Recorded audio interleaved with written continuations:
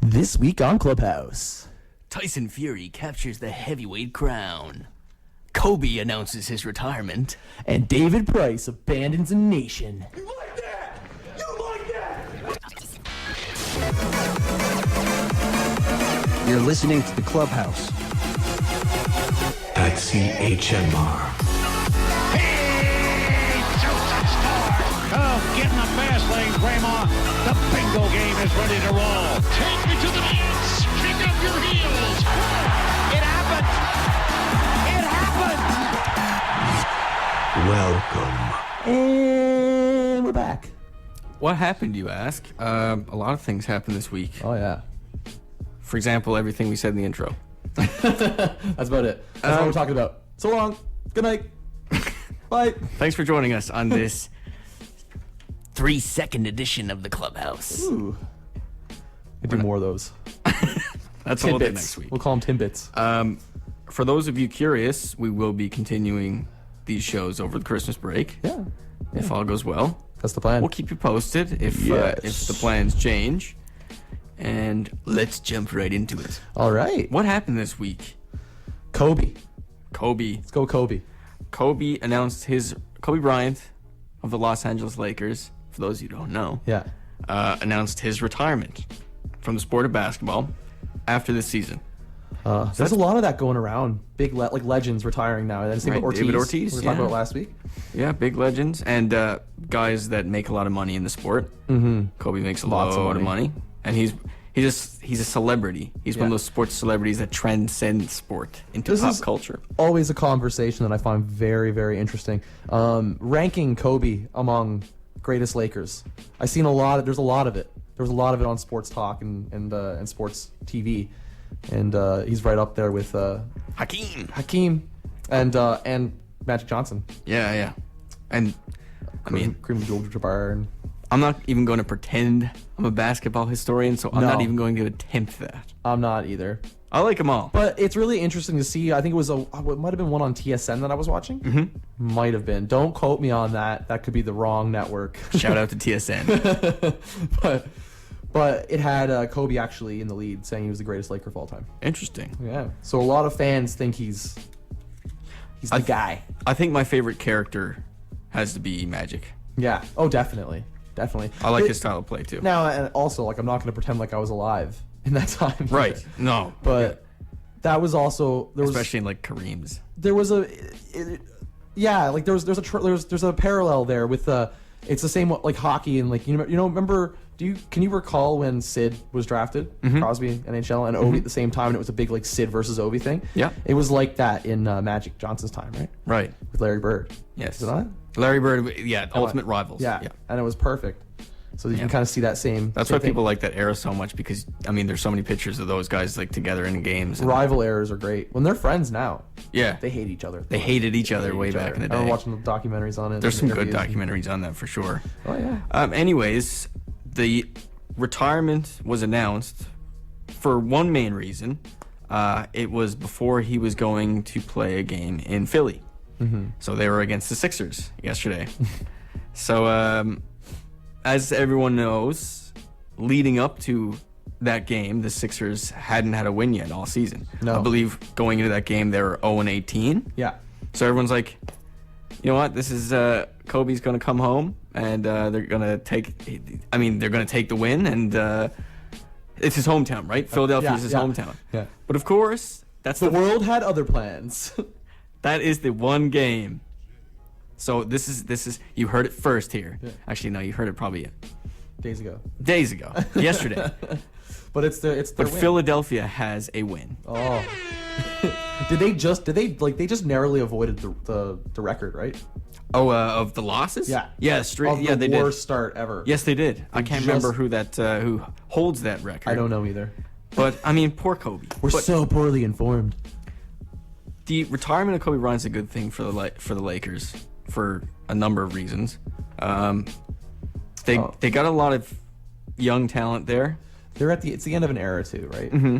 It's nice to see like the switch over, like to hand it off to the next generation. And I hate to say it, but I mean, Kobe as a superstar, it's kind of in his aging or in the advanced stage of his career. it's kind of like poison to the team because you rely on him to generate a lot of your offense. But I mean, he can't produce anymore. No, the So game you has don't changed give too. you don't give the younger guys the opportunity that they have in, say, like Philly, with guys like Okafor. The game has changed a lot too. Yeah.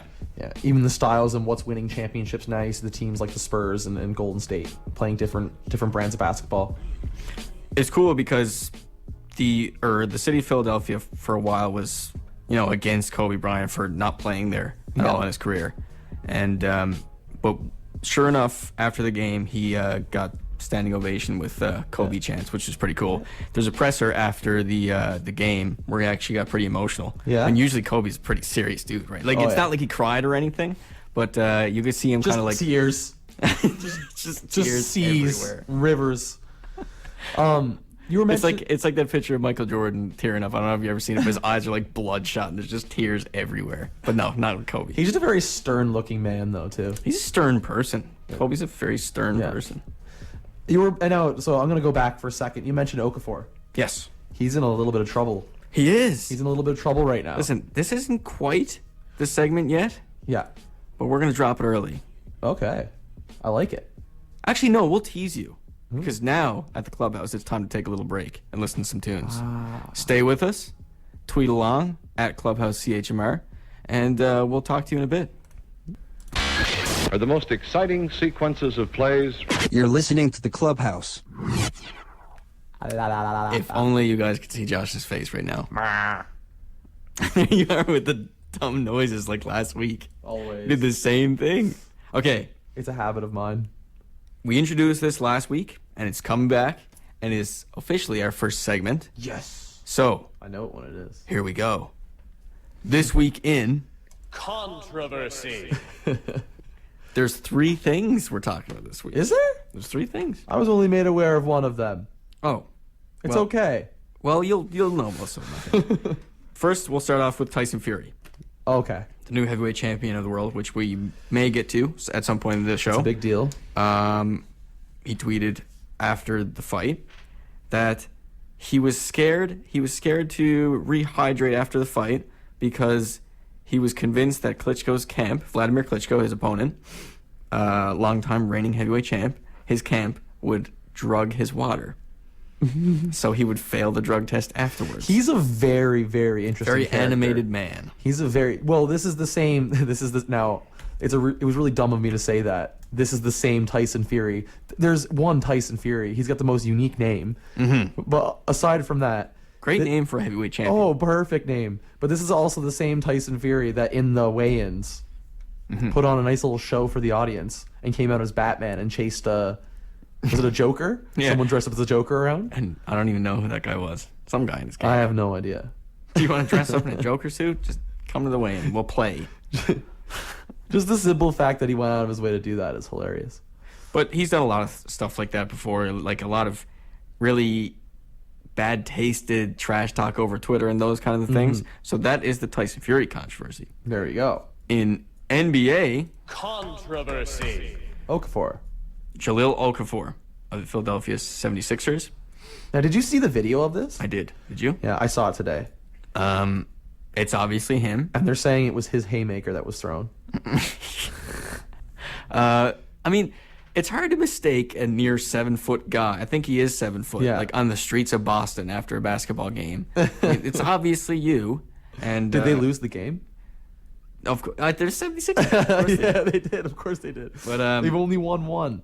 and it was against the Lakers. But after the Boston game, and now keep in mind, Jahlil Okafor is only 19 years old. Yeah, he's a rookie. In the United States, you can't drink when you're 19. No. You have to be 21 years old. So he's out. Controversy. Yes, exactly. Controversy. But that's not the big part of it. Yeah. The big part is a guy trash talking him, excuse me, on the street, saying how bad the 76ers are. And his reaction, Josh, isn't that great. To beat someone up. Yeah. He lunged into the guy, threw him to the ground, viciously threw him to the ground. It's a very 19-year-old reaction. Exactly. I mean, like, okay, Really, though. here's my take. You're an NBA player. There's going to be countless times in your career. Oh, yeah. Doesn't matter what team you're on.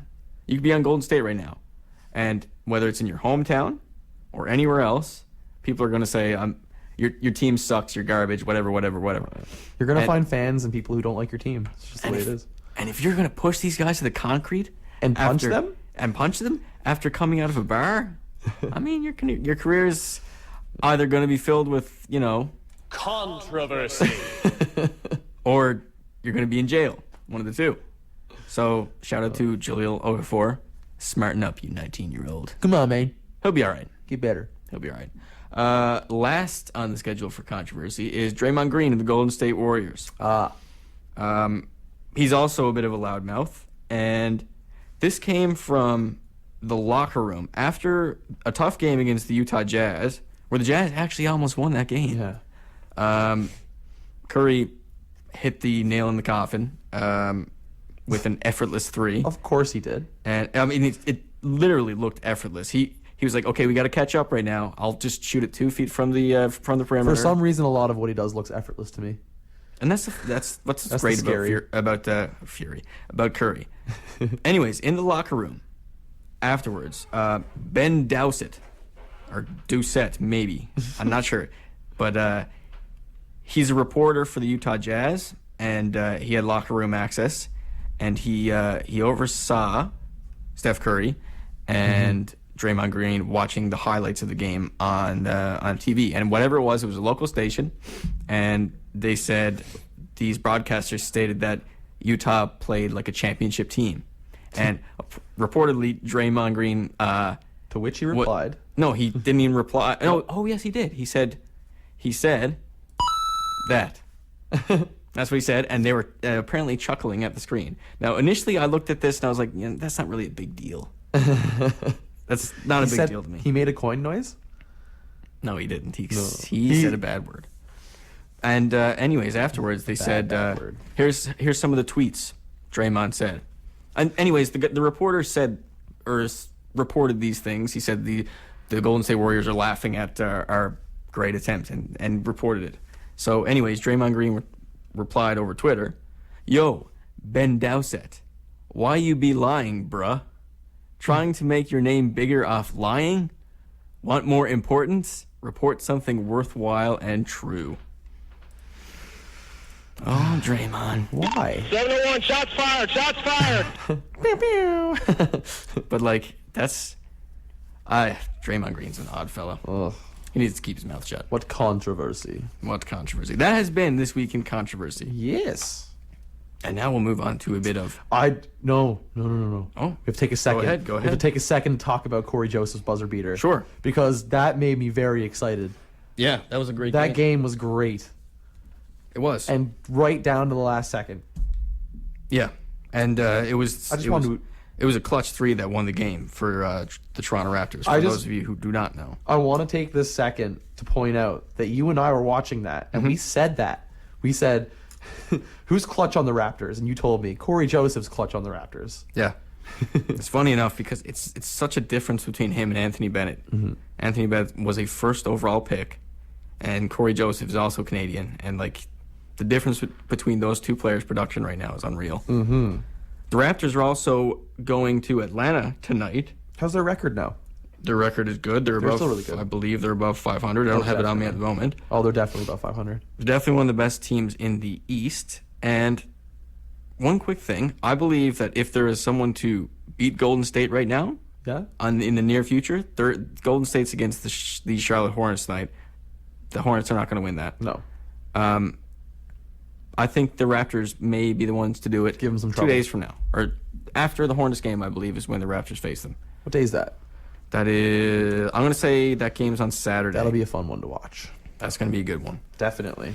Anyways, DeMarre Carroll returns home tonight in Atlanta. And, on to hockey, Josh? Yes. Fill us in. The interesting interesting topic of talk right now is Garrett Sparks. He's the first NHL or first goalie ever to make his NHL debut for the Toronto Maple Leafs and win by shutout. Yeah, that was cool.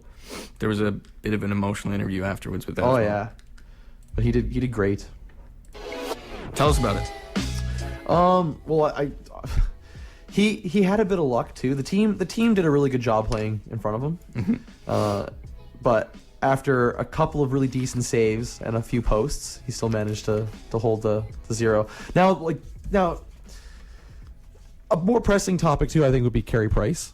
Yep. Because we've found out now that Carey Price is out for 6 weeks now. 6 weeks, yep.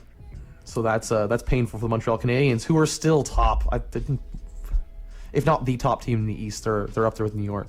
So are they? Yeah. Oh yeah, they're still getting steady gameplay. Mm-hmm. Yeah. Oh, I just punched the microphone. It's okay. I want to talk about one other thing with the Leafs first. Bernier, have you heard? What happened to Bernier? Got sent down. Yes, he did. Now this is very common. He got put on a conditioning stint. This is very common. This happened earlier in the season. I'm trying to remember what player. Toronto sent down someone else for a conditioning stint earlier. Frank Corrado, I think. But what makes this more noticeable too, or more pressing, is the fact that it's Jonathan Bernier, who's been a starter for a few years now.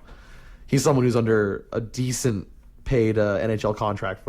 I'm saying decent. He's still making millions of dollars. Mm-hmm. But yeah, like, he's going to be down there for 10 days. He's going to come back up. He's not going to be claimed on waivers. It's just a conditioning stint. Yeah, you think so? I think days? Yeah. Right now, I think they're confident.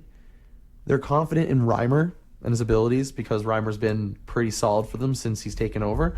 And Garrett Sparks, like we were just saying, came in and had a shutout in his first game. So Josh, Reimer is the best goalie in the National Hockey League. According to Don Cherry, what an interesting character. He's not the greatest. He's not. See, the thing about Reimer is Reimer has a lot of compete. Mm-hmm.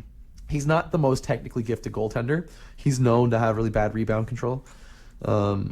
He's no Carey Price. Yeah. He might put up the numbers, but that's because he's got the team's playing decent defense in front of him, and he's athletically on top of his game. I'm going to read you some of Bernier's numbers here now. Okay. Games played 9. Mm-hmm. Wins 0. Goose egg. Losses 8. Yeah. That's second. Save percentage .88. Oh. Shutouts 0. Now the thing is he hasn't looked horrendous in the entirety of all these games. This goaltender is just really bad for letting in a really bad goal. Mm-hmm. Like, every game, I don't know. I think that's part of the reason why they sent him down. Is he needs to rediscover his focus. He needs to his focus. Mm-hmm. He needs to rediscover getting into a game and getting that first save, because he's been so bad at letting in just a really lousy goal at the beginning of the game, or just at a very inopportune time. Just a frequent visitor to the worst play of the day. Oh yeah, definitely. So you know what the Leafs said to him? Bye. Not quite. Just metal? No, they said you're fired. Oh. But not quite. He's not quite fired. Not quite. He's still there. Bit of boxing before we go to break. I want you to talk to me about Tyson Fury and Klitschko. I'm really interested in this because I didn't catch the fight myself. Mm-hmm. But I want to know exactly how it went down. I mean, a lot of people weren't aware it was going on because Most people weren't. It was in Germany. The only place where the Klitschko's fight. That's true. And they're like rock stars there. So are you telling me right now that we're finally going to see the heavyweight defended somewhere else that's not in Germany? Yeah. Just not in the United States, in Britain. Most likely in Britain. The fight was not actually all that competitive. No? It was one-sided. For the longest time, people wanted to see Vladimir Klitschko face someone his height. And in this case, they got a bit more than that. Tyson Fury's a bit taller than him. And the whole fight, it was not a great fight to watch. Vlad, his output was horrendous. Like, terrible. I'm going to see if I can get some of the stats for after the break. But Tyson Fury just completely outworked him.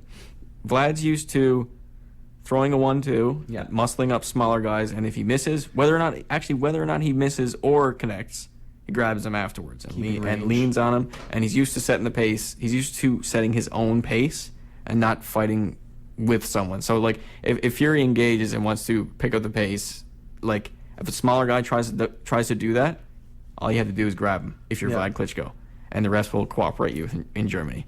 But I mean, you can't muscle around a guy that's taller than you and Bigger. and bigger too. Like not bigger as in like more lean, more muscle, but Tyson, he's not the most athletic looking dude, No. but he just, I Strong. mean, he outworked him the whole fight. He completely outworked him, and it surprised me because Vlad's one of the most dominant heavyweight champions of all time, and I mean, Tyson Fury looks very crude if you ever watch him box. He's not finesse.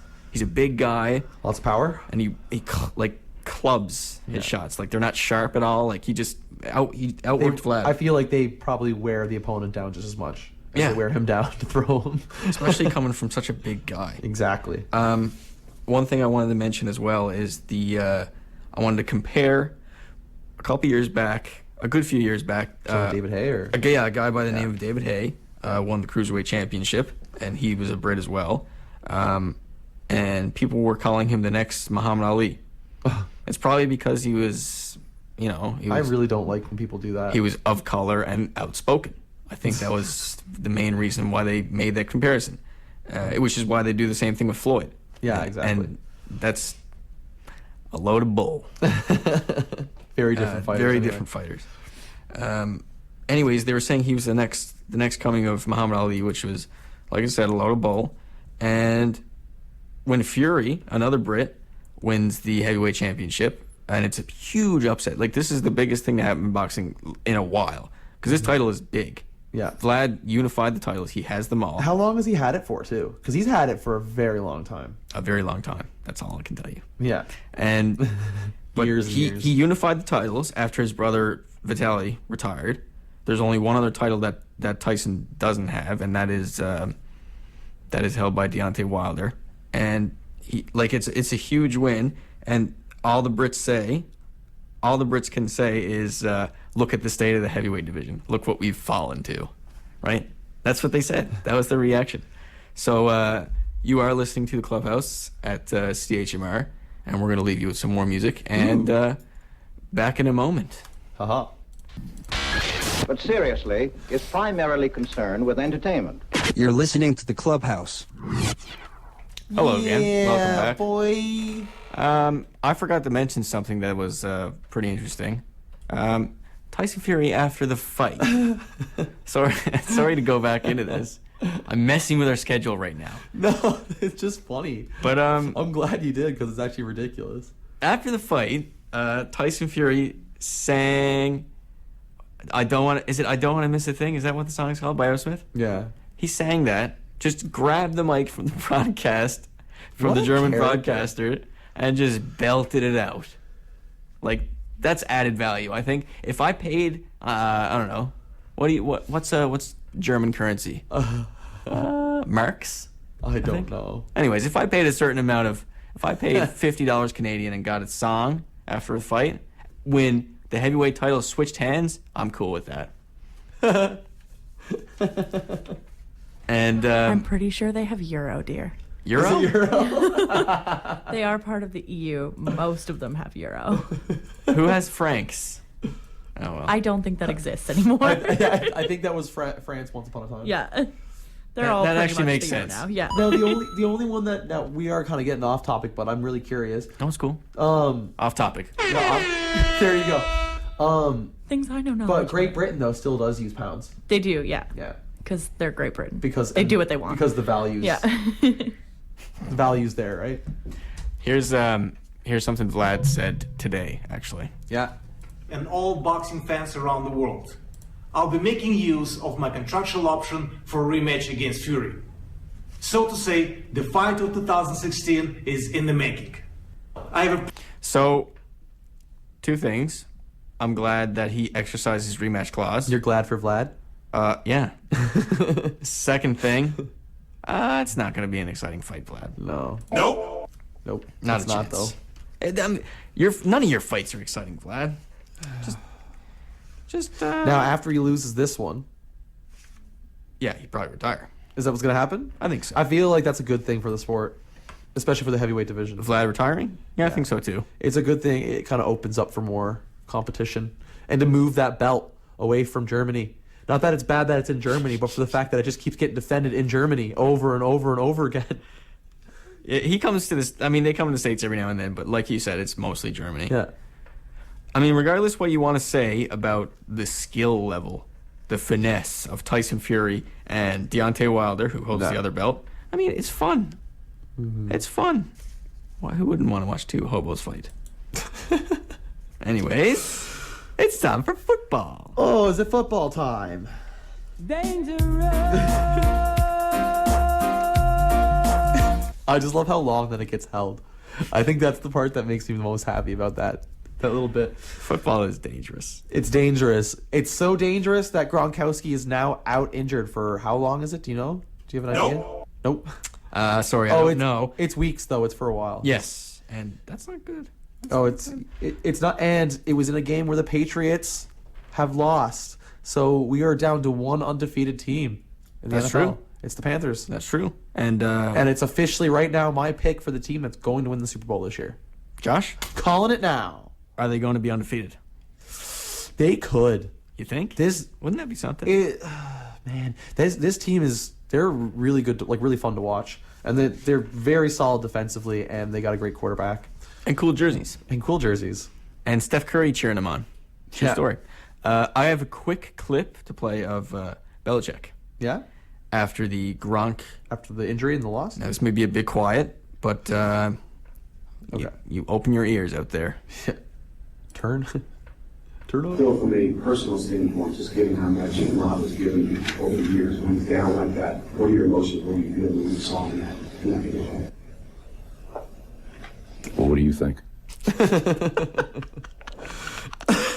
And I can barely hear the question, but the question was something along the lines of Gronk produces a lot for your team. What are your feelings? What are your feelings when you see this happen? A simple but effective answer.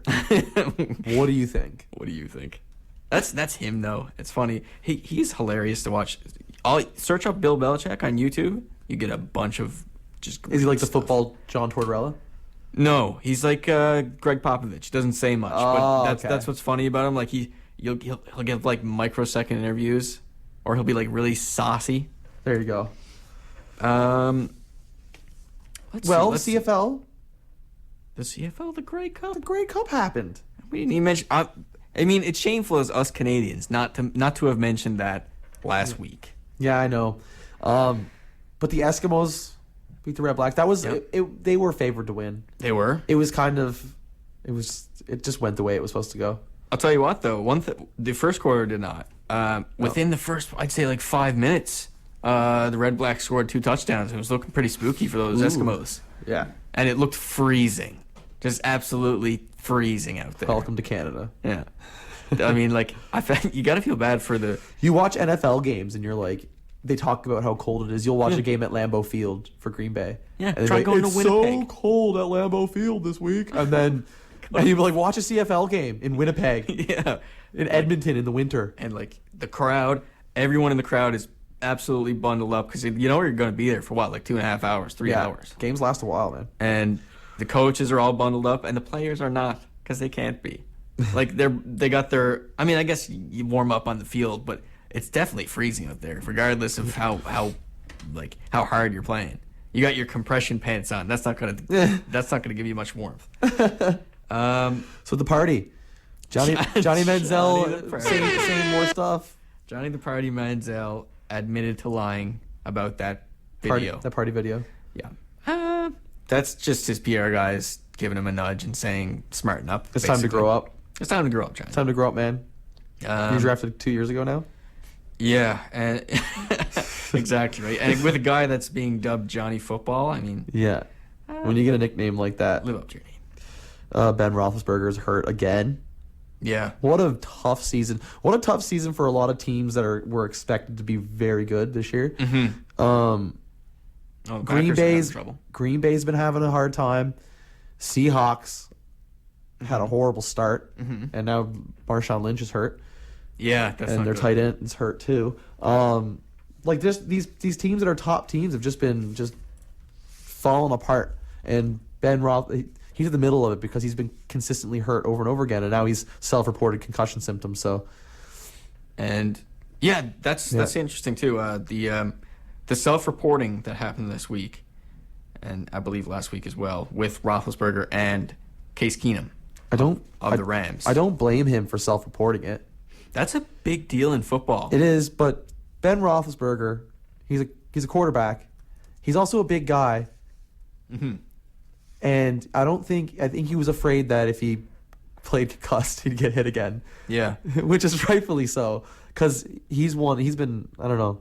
He's not one of the quarterbacks that's very elusive. He's not a very elusive big fella. He's a big fella. Big Ben. Big fella. I mean, he could be on the D line. He's a big guy. Yeah. He's the highest paid man in the NFL right now. Really? Yes. I didn't know. Either that or he has the biggest contract. I know that much. I have a quick thing. This has nothing to do with what we're talking about. Okay. We were talking about the Seahawks, sort of, but I added a new sound drop to the board, Josh. I'm excited. And this is from Richard Sherman himself. The man, the myth, the legend. Do you want to hear it? Yes. I'm better at life than you. Very short, concise, and straight to the point. Thank you, Richard Sherman. That team is full of characters. To this day, one of my favorite sights that I've ever witnessed was watching the Super Bowl last year and the look on his face when Russell Wilson threw that pick at the end of the game on the last play. Yeah. And it looked like he was pleading with the world. And like all of Seattle, all that was going through their mind. Yeah. Yeah. He was like that close to tears. He was. That's great. I can't remember the coach. The coach's name's escaping me right now. Seahawks coach. But he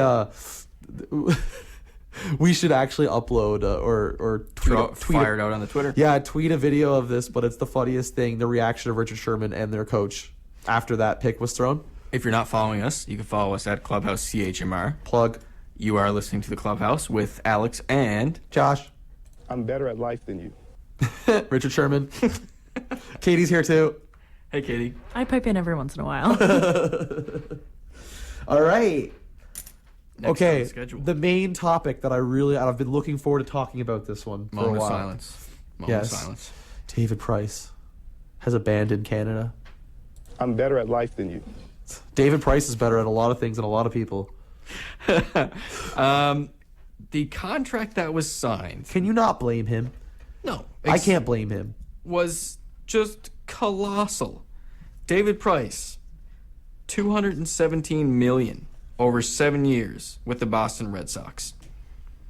Insanity. There was no offer from Toronto Blue Jays. And you know what I read from that? You know what? They knew they weren't going to afford him. You know the market price. All of baseball knows the market price, that it's going to be just out of the roof right now. Yeah.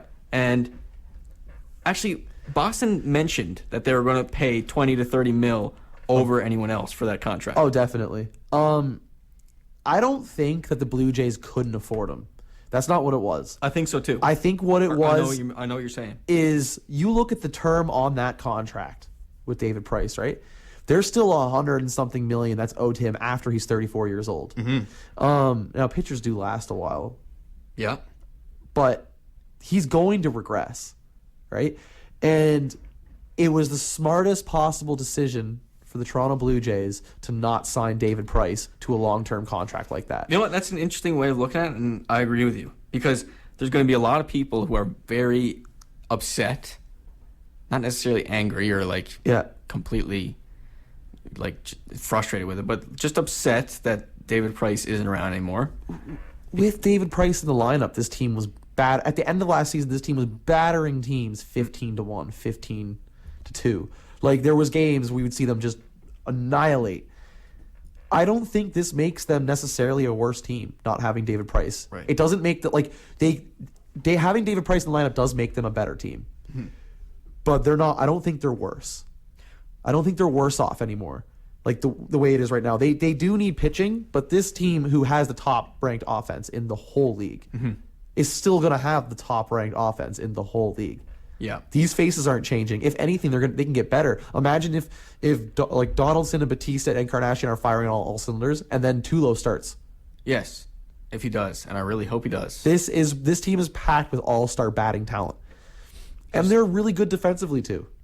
I just hope they don't collect that identity that they had before of this is the team who can only do one thing, and if they get in the hole, they can back themselves out of it. And that's what they were known as for the longest while, right? Like, they're always dangerous, but they can't pitch. Yeah. Right? And that was, I mean, the story this year, the change in the story this year was David Price. Yeah. And Marco Estrada was a nice surprise.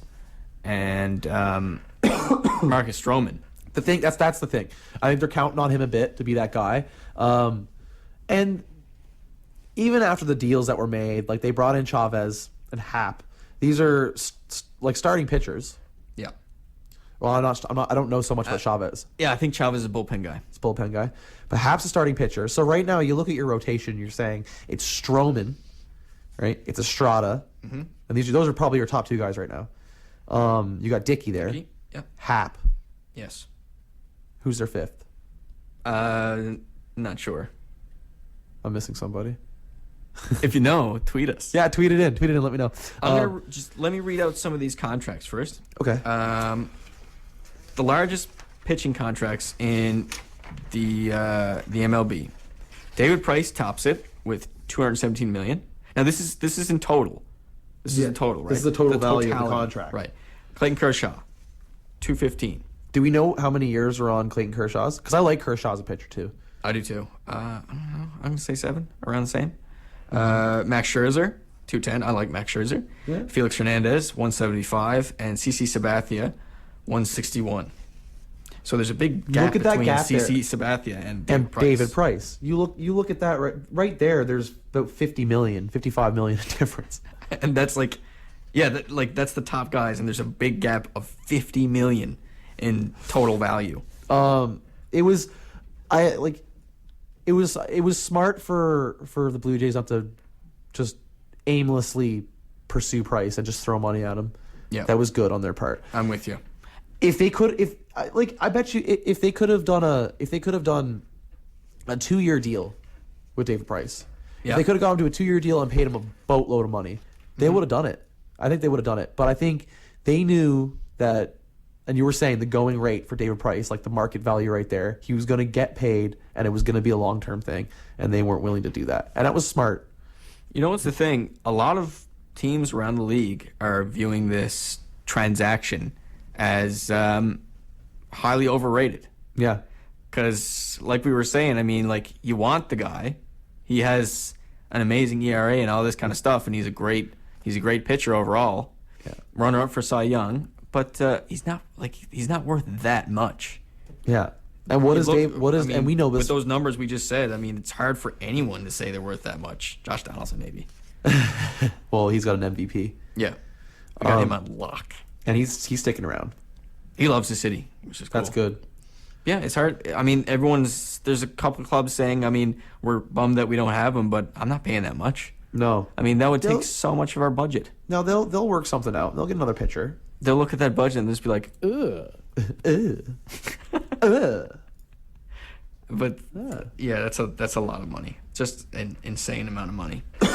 I think one thing can be said though. Yeah. As it currently stands, I don't see the Blue Jays doing as well as they did without Price. See, at the end of the season. Yeah. I mean, it's hard for anyone to say that you lost a runner-up for the Cy Young and saying we're going to do just as good. Well, just now know this as well, right? This is the main thing. After those trades were made, look at their record down the stretch. Mm-hmm.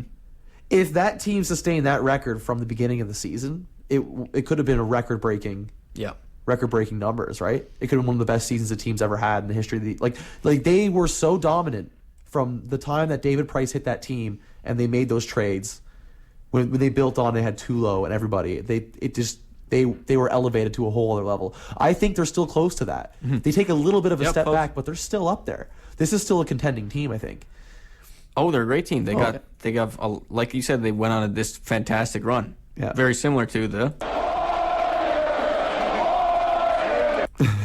not quite that dominant, but I mean, it wasn't a streak of wins, but yeah, you gotta also consider at that trade area there's a lot of pieces of the puzzle coming together. Yeah, exactly. There's a lot of other guys that, I mean, you got Tulowitzki. He improved their defense Great immensely. short, and he's a hitter. Yeah, he's a big hitter. They say he is. And no, you know what? I know he's good. I give him the benefit of the doubt. The reason why is because he managed to come through at times when the team really needed someone to hit something or a home run. For sure. In the playoffs, I noticed it too. There was a couple times where Tulo hits, like, who we were like, oh, here's Tulo now. Hasn't hit anything. Yeah. In the whole series, comes up, hits a home run, wins them the game. Mm-hmm. Or puts them on the board. Gives them a lead. Right? Gives them a push. We're it's sad to say, but we're strapped for time. We're running out of time here on the Clubhouse.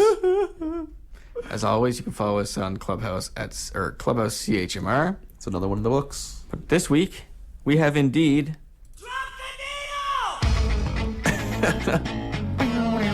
And thanks for listening. Yeah. And tune in again, same time next week. So long. See you later, everybody. You know, this is really your chance to be an armchair quarterback. You're listening to the Clubhouse.